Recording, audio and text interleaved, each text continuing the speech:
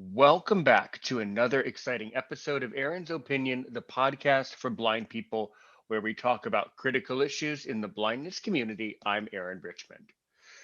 This morning's episode, because today, as a matter of fact, I happen to be recording in the morning, but this morning's episode is, of course, copywritten by me, Aaron Richmond, and Aaron's Opinion. Thank you. You can comment below on YouTube, follow on Facebook and Twitter, even consider becoming a patron on my Patreon page, 1240 6819869. Let's go over to the UK and talk to Rita Al Haytmi, the CEO of My Finder, some sort of an app that helps us blind people all over the world. Welcome to Aaron's Opinion. I want to give you about an hour to have a conversation about the app. We're going to work backwards. Let's get into a conversation about the app and then we'll get into other topics. So go talk about the app. Go ahead. Hi, Aaron. Thank you for having me on My your show. pleasure. Um, so, My Finder is an app that is uniting both humans and AI to support the blind and visually impaired community.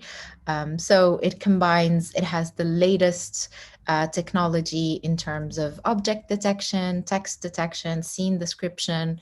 Um, and also has the latest tool, which is a video call system that helps collect a volunteer as soon as a blind person clicks on the support call, so that it can help them with anything they want during their day.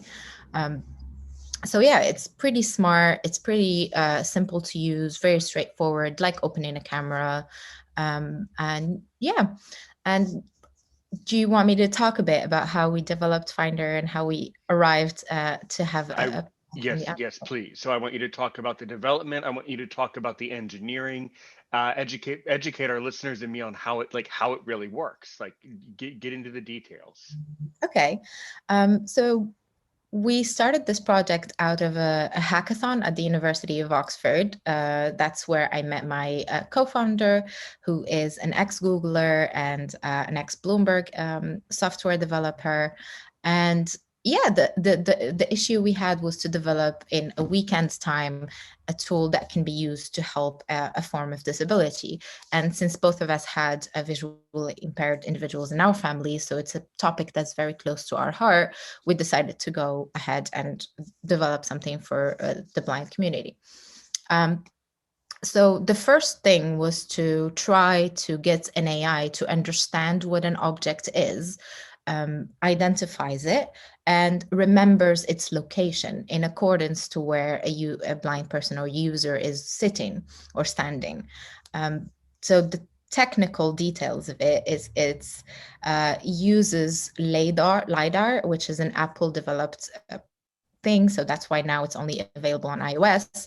um, that identifies where in a 3D positioning where you are standing and in relevance to where an object is sitting in a room, for example.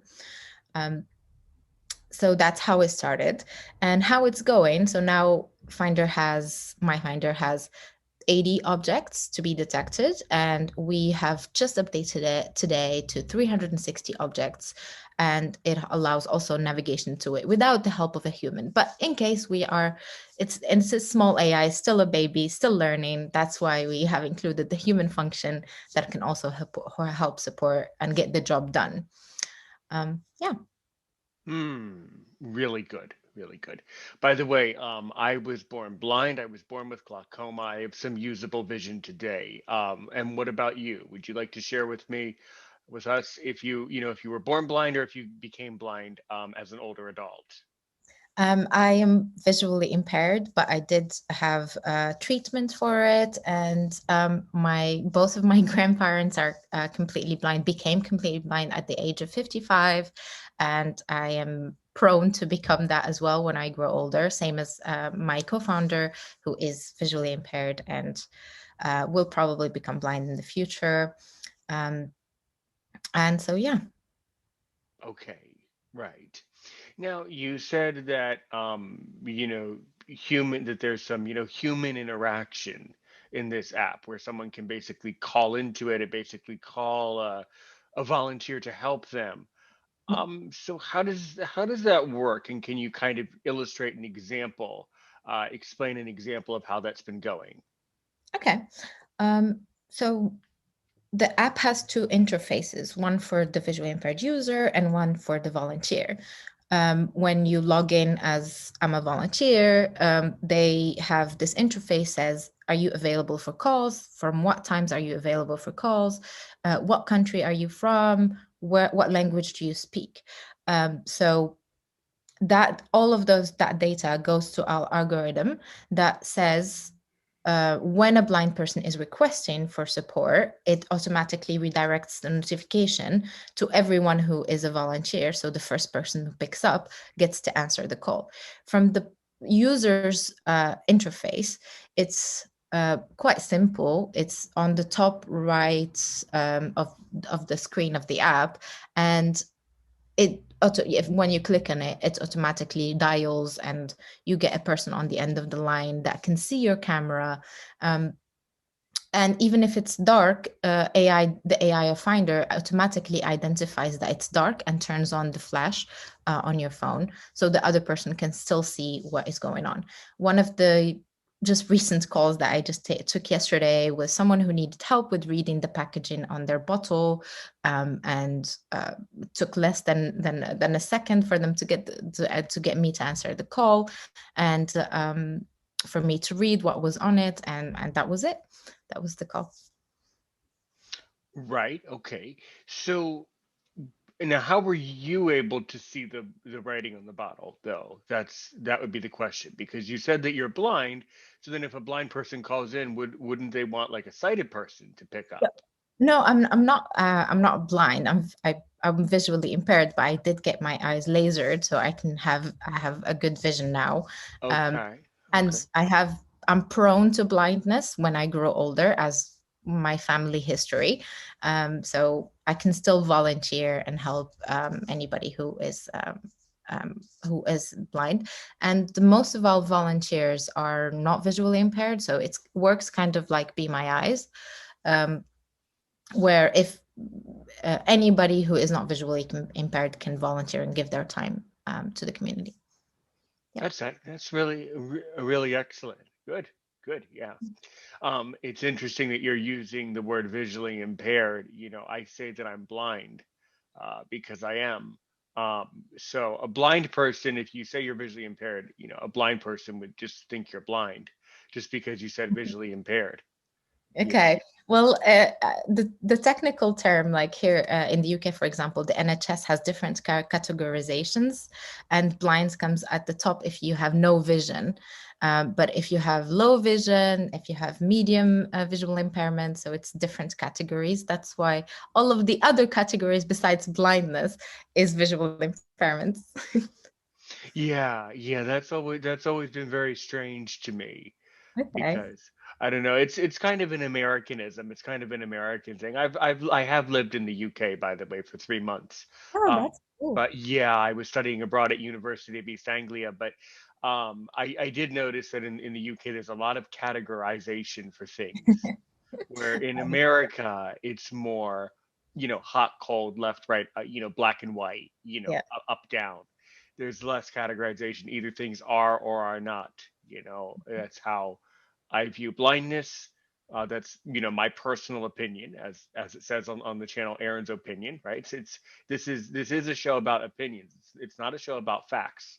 Yeah. Although everything you're saying about your app is factual, it is important to remember, guys, that this is not a facts show. It's an opinion show.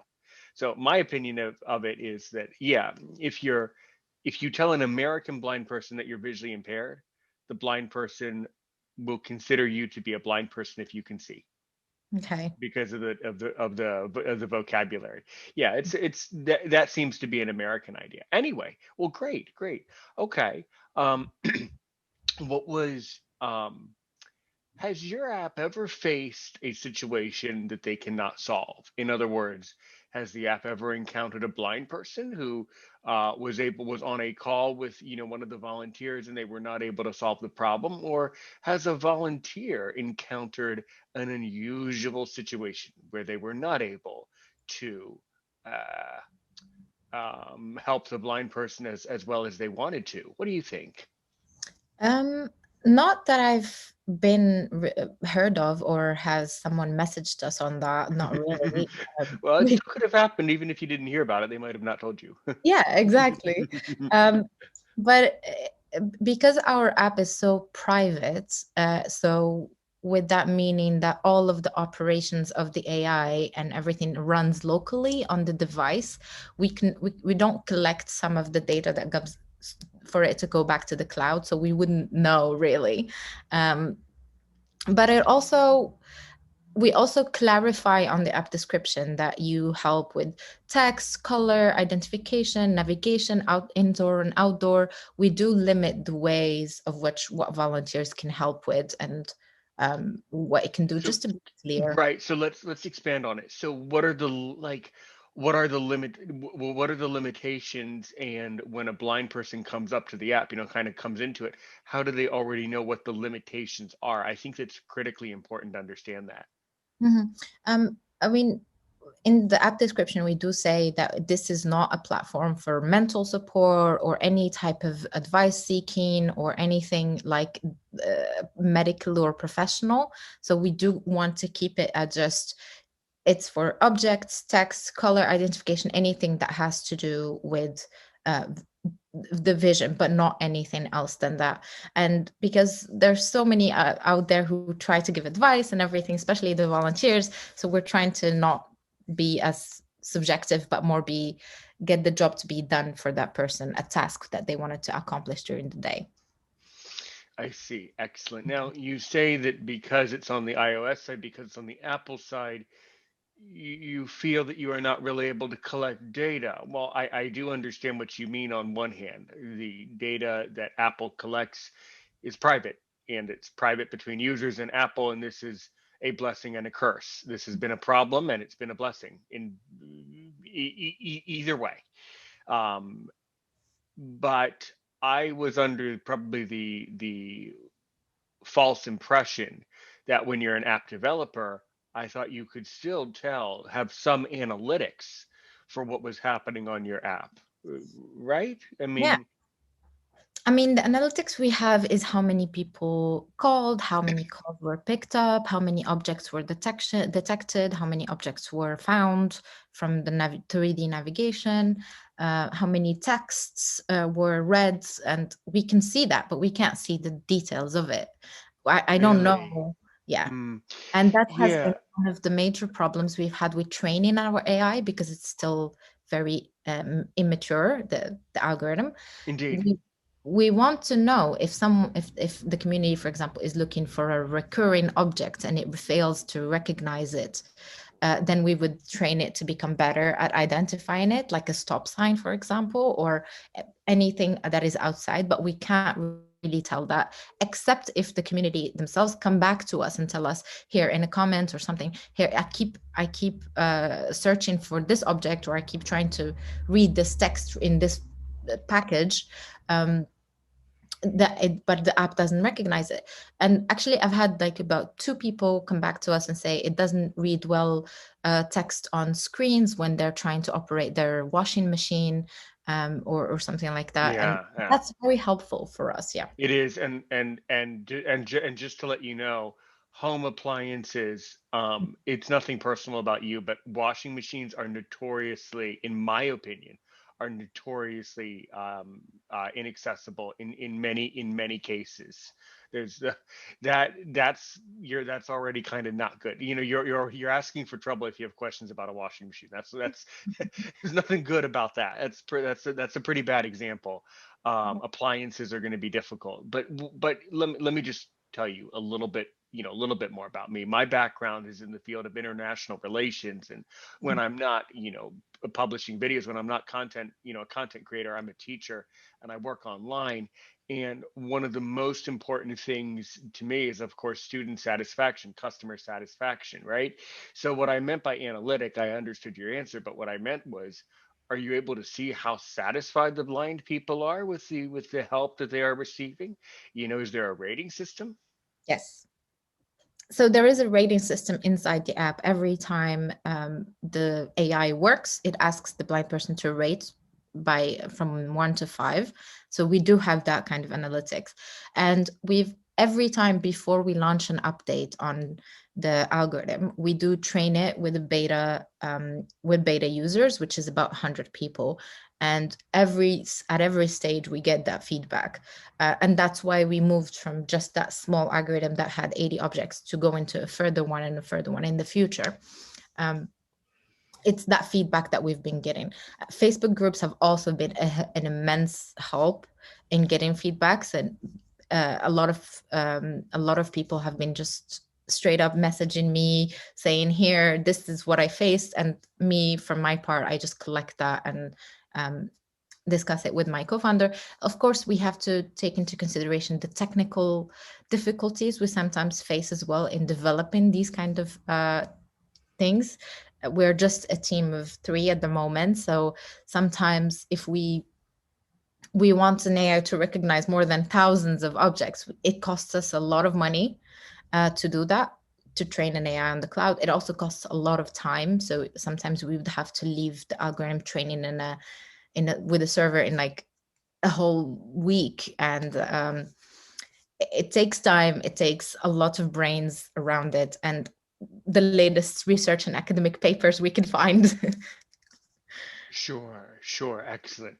Yeah, so let's talk about the Facebook groups. I think that those are an excellent tool.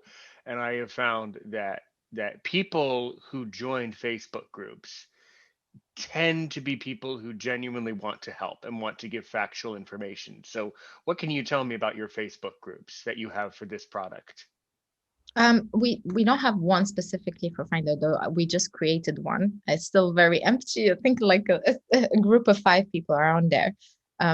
But we have all of the other Facebook groups available, and I think there are so many. That's why we just were hesitant to create our own, because we can just reach everyone else on their groups.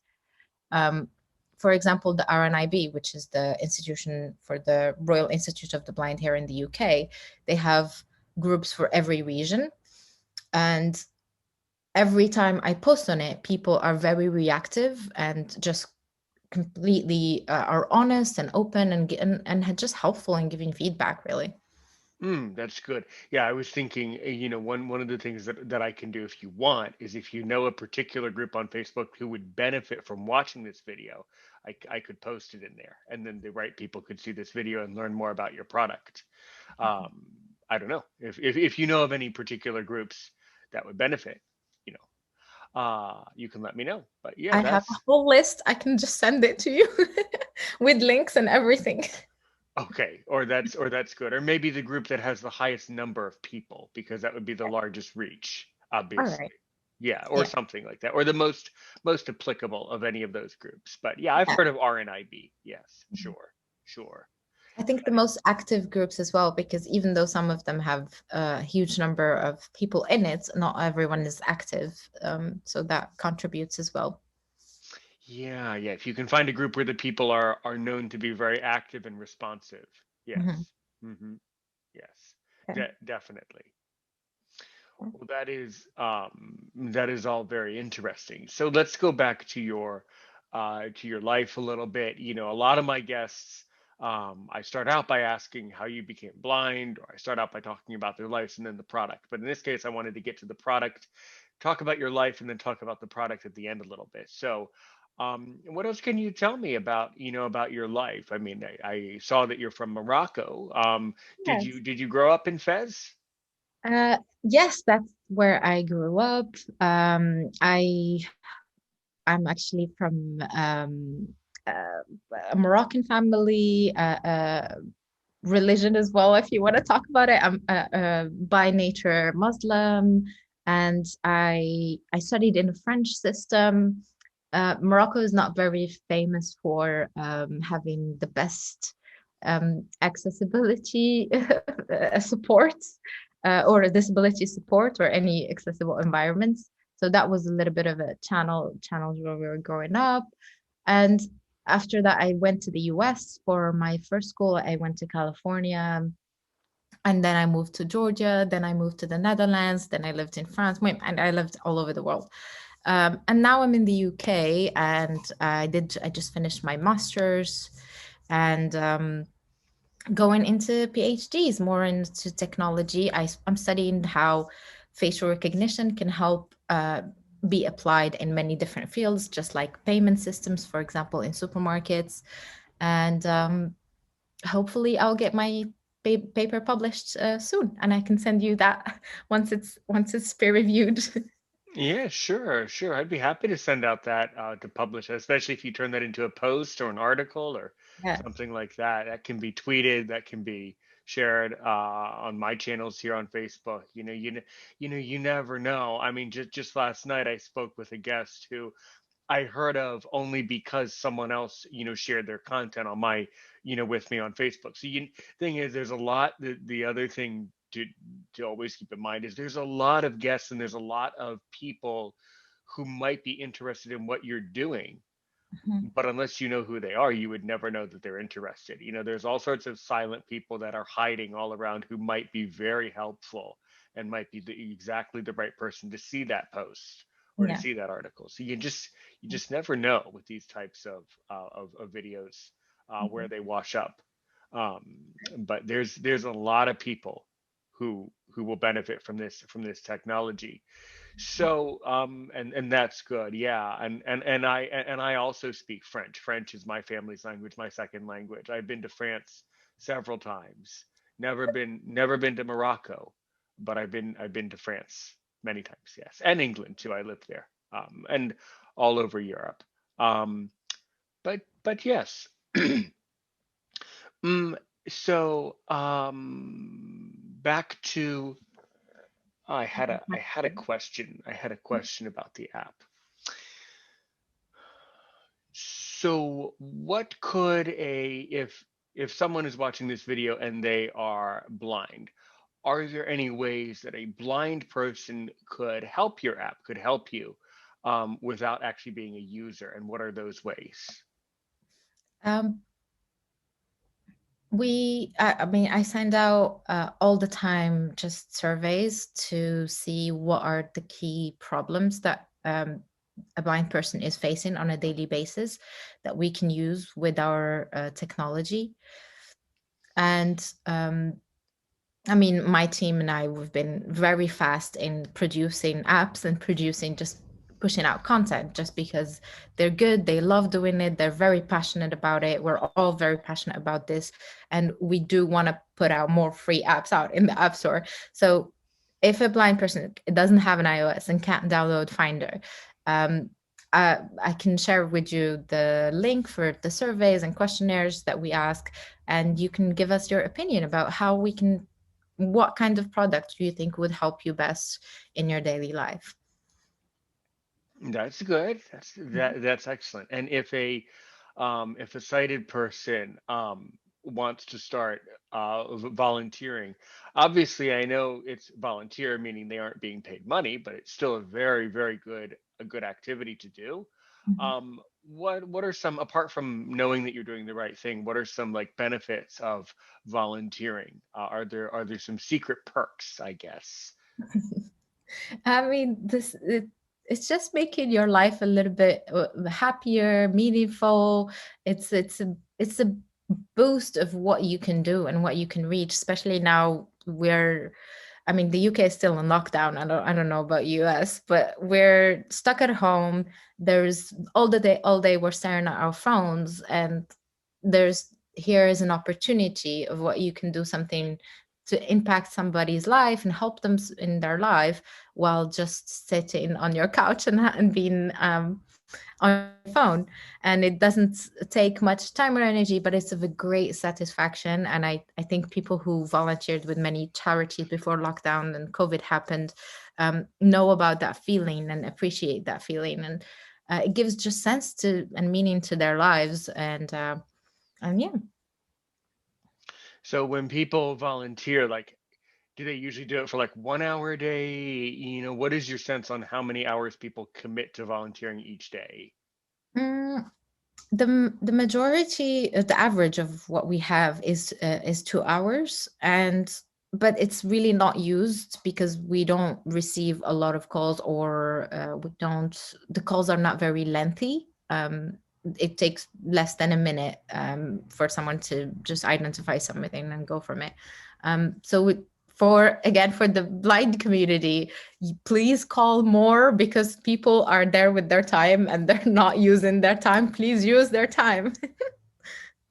Sure, sure, Yeah. sure, sure. Yes, yes. All excellent. All really good points. Um, yeah. Has there been, so if the app recognizes all these languages, have there been any languages that have been particularly difficult for the app, the AI to recognize, or things like that? Um, so the AI now recognizes Latin originated languages, so which means English, French, everything that's normal. But we have been having a lot of problems with Arabic, Chinese, Indian, all of those that we do not have the capabilities to either have translating possibilities or training the AI on it. We do have a lot of volunteers who, oh, so this is going back to our other points. Another way to volunteer is to also help us with the translation of the app to different languages. So we've had many volunteers from Arabic countries, from France, to who literally took all of the text in the app and just translated it, and then we later on trained the AI on it. Um, so I mean, Arabic has definitely been the biggest problem. Hmm. Uh, and I think it's a worldwide issue. I think even Amazon Alexa is trying to is having the problem communicating in those countries, in that language specifically. So I think it's still a technology setback that will probably be solved in the next 5 years. Excellent, excellent. So if you're from an Arabic speaking country, or you speak Arabic, or a language basically that does not use the Roman alphabet, Yeah. it seems like your translation skills would be appreciated then, right? Yes. What about Russian? There's a lot of Russian speakers. How does the app deal with the Russian, the Cyrillic writing? Hmm. We just started translating it in Russian at the moment. We have also a volunteer from Russia.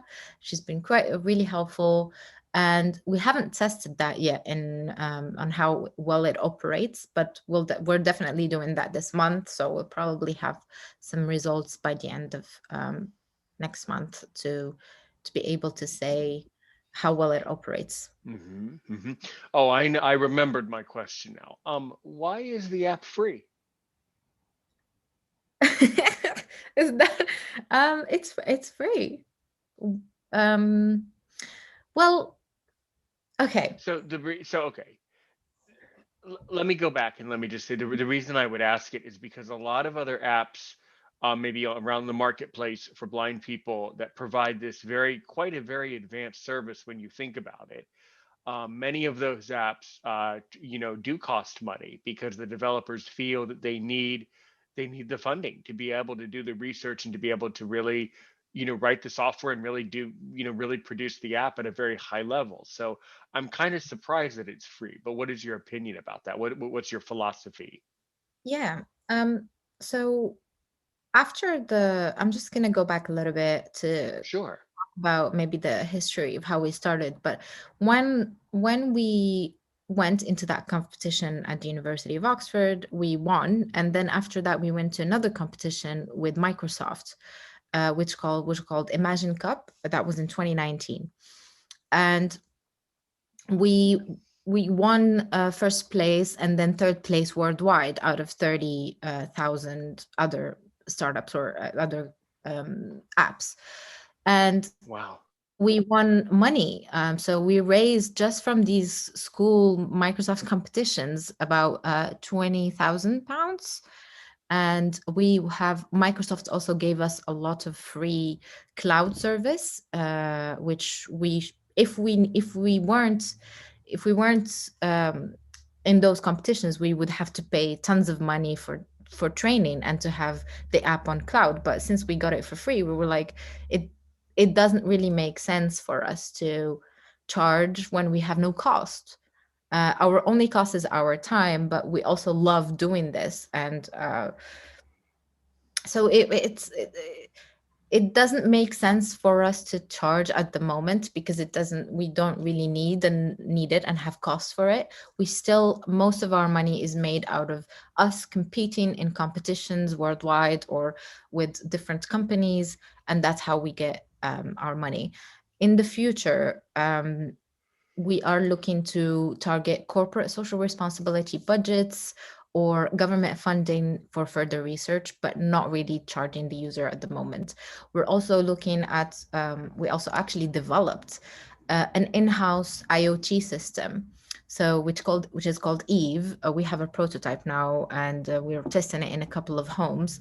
And this is a camera that has this almost same capabilities as the Finder app, but it's way more precise. So if installed inside the house, like in the ceiling near a light bulb, for example, it's it's it sees everything, knows everything, remembers where everything is, and you can communicate with it just like, hey Siri, hey Eve, where is where is my shoe?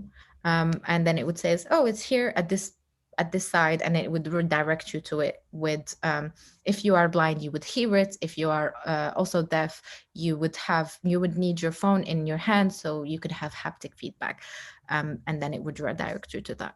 So I mean, that's a long answer to why it's free, but this is mostly a summary of what we do and why is. Excellent. So Yeah. all the more reason for people to watch this video, share the video, click the link in the description. I'll put the app link from the App Store. Unless you have a specific link you want me to put in the description, I can just put the description of the app in the description. Mm-hmm.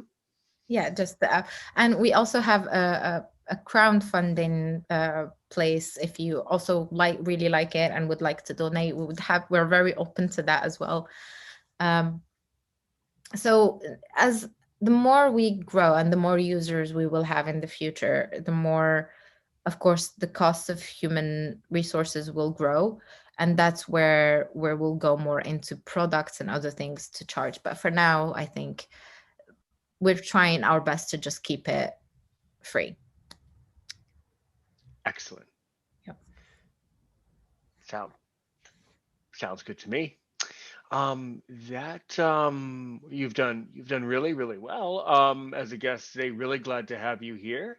Thank you, By Erin. the way, have you thought about getting into podcasting yourself? Uh, no, I haven't. Hmm. Well, that might be something you should look into as a way to maybe promote what you guys do, promote your product, do different promotional videos, different podcast episodes about different products that you want to produce. Mhm. I think podcasting could be a really good activity for that. Yeah, the Okay. audience of podcasts are just out of control. Just the That's great. Thank you. yeah. Um, I mean, I know I'm not very good at speaking, so that's what's kind of the Ah, you're limitation. doing fine. You Yeah, something you did fine today. You yeah. speak very extremely well, Okay, extremely well. thank you. Um, and I've also had this new channel that I started on TikTok, which has been growing really. Are you a user of the app? I do not TikTok. For what reason? I want to hear your opinion. I think I'm more into the YouTube, more into the iTunes, more into the concrete, more of that type of content. Hmm. Okay. But I did start it just to it's more about the latest developments in tech and everything. It's not really related to that. And I've also noticed a lot of blind influencers have been moving to the app, which I find very surprising, which is really nice and surprising. Hmm. Um, and yeah, so that was my redirection was. The new app also that strike my fancy was Clubhouse. Have you tried it, Aaron? I have not been invited to. Oh no, let's solve that right now. You should send me your phone number and I can invite you. Oh, you can. Oh, good. Yeah. I'll have to take a look at that. Um, yeah, there's been a lot of interesting comments about Clubhouse. Mhm. around the community. So yeah. It's I mean it's all audio, and it still has a lot of accessibility problems because it's new and they're just testing it. And but it's really interesting. I mean, it's a never ending series of podcasts of just people talking from all over the world and into rooms, um, which is nice. So hopefully I'll hear your opinion about it in the future. Hmm. Sure. All sounds good. All sounds good.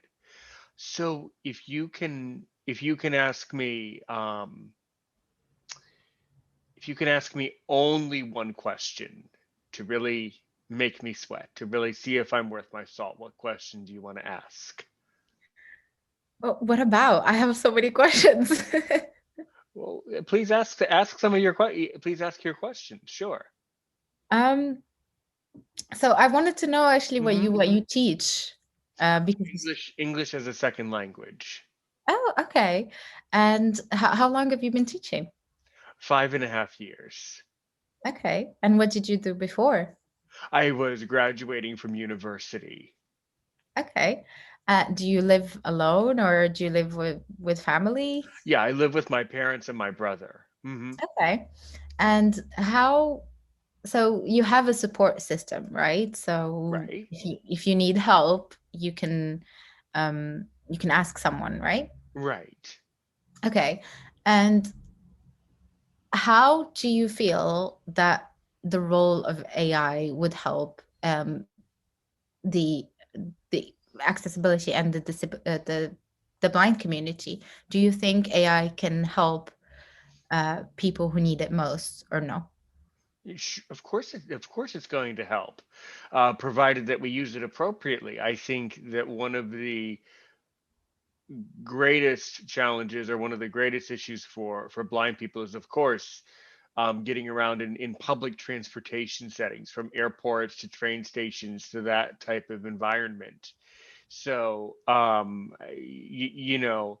I think we can definitely use AI to increase a blind person's ability to travel independently. I think that's a tremendously appropriate use of AI, along with other things. Sure. Mhm. And Yes. as a blind person, are you worried about your data privacy, for example, if because everything is Yeah. through? Yes. Mm. Yes. Yes and no. Yes, of course, I'm worried. No, I'm not worried because there's nothing I can do about it. But yes, um, data is a huge issue, and I think that obviously it's nothing personal about you, but I think that sometimes deters blind people from trying out apps and being willing to participate even in the simplest of studies. Okay. hmm And what kind of phones do you prefer? Android or iPhone? Well, I have an iPhone. I've only used iPhone. Okay. hmm Um, is there a reason for that you don't like Android, or? The reason is because Apple is the best. It's the most accessible. Okay. But yes, there are many blind people who still use their Android. Sure. Okay. Um, and if there was one problem that you have on a daily basis that you think AI can solve, what would that be? Probably in addition to the traveling, probably home security issues is a huge one for blind people living independently. Like, Um, elaborate more on that. sure. In the States, luckily it's not as big of a problem there in the UK, although this is a problem anywhere. But we have a lot of problems in the blindness community with blind people, moving out on their own for the first time and having issues with thieves or just weird people coming up to their home because they know they have a disability. It's a quite a I'm not going to say it's a rampant problem in the States, but it is a significant problem. That if you spend any time in any of those various blind and visually impaired groups on Facebook, you'll know that they talk about home security, how to know who's coming to your home. How do you know it's really them? Even if you have usable vision like me, it's still hard to tell. That's a concern that blind people have that is not being expressed out loud, because they don't want to admit that they're afraid of people walking up to their home, but we are and they are. So that's a huge area. And many blind people in the States, um, especially if they're young and it's their first home experience, many suffer break-ins. It's a Mhm. serious problem. Yes. Yeah. Hmm. We actually had this come up in a lot of the questionnaires and surveys that we sent out. And that's why we chose to go into the product Eve, just because of, I think, an inside camera, and that also has facial recognition capabilities, and the one that you can talk to, and has a speaker in it, so it can tell you who is what.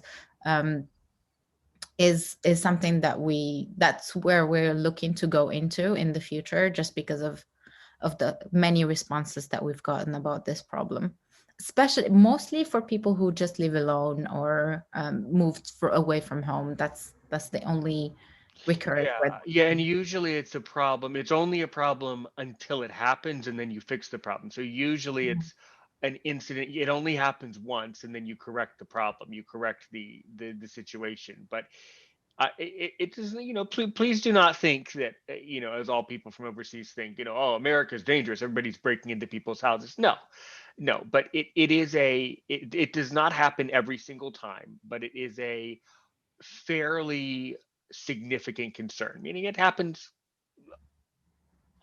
often, but Yeah. not all the time. Yeah. Hmm.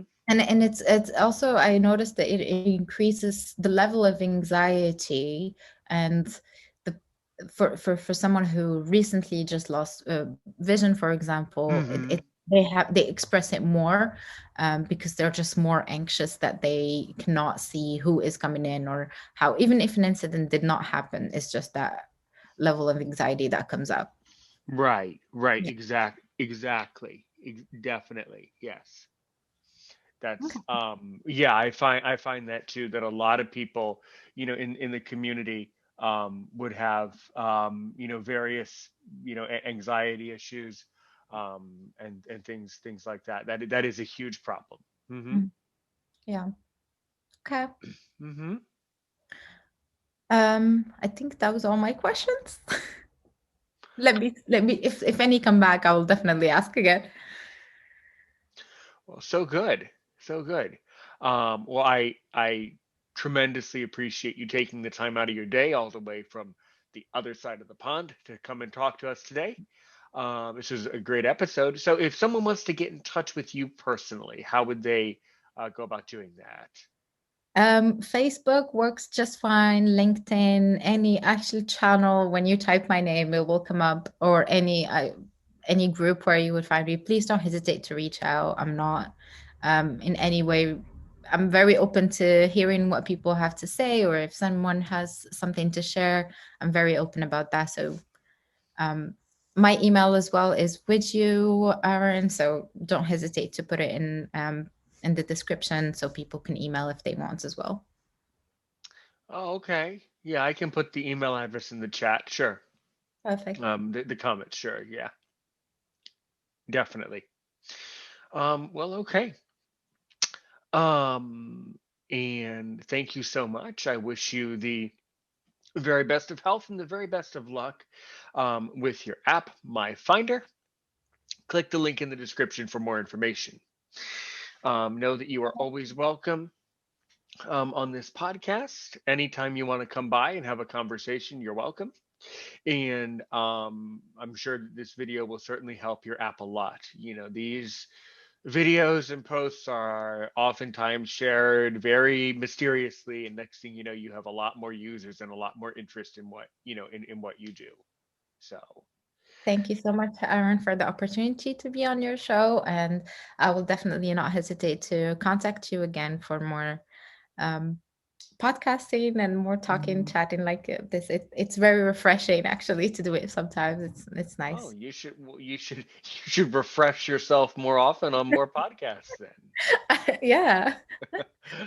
Okay. All right, everybody. Well, stay safe, take care, and as we say here at Aaron's Opinion, help one person today, help 1 million people tomorrow.